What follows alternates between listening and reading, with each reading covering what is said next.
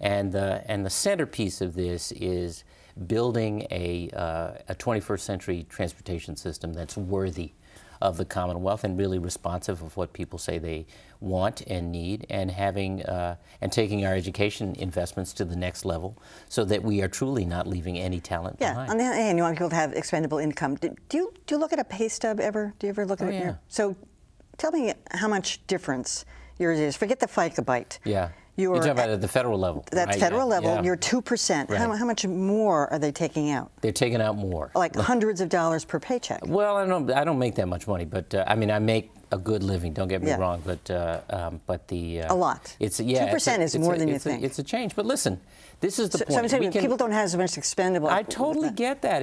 But there's no good time, by the way. You know, we were talking about cutting taxes in the roaring '80s and all that as well, when people were at least feeling a lot more prosperous than they are these days. There's no good time. My point is a common sense point. You know, if we choose to do nothing, that's a choice too. And for those folks who were out in the cold yesterday when the Green Line broke down on Arlington Street, or you know, right now, if there's a short in the electrical system at Park Street, it shuts down the red line all the way to Alewife. We have cars that are rotted out. We have regional transportation authorities that don't run buses on the weekends outside of. I mean, Beverly Scott told us when she was in New York City, they put $12 billion into the infrastructure there. Is that going to happen here? It can. This is a $13 billion plan over a decade.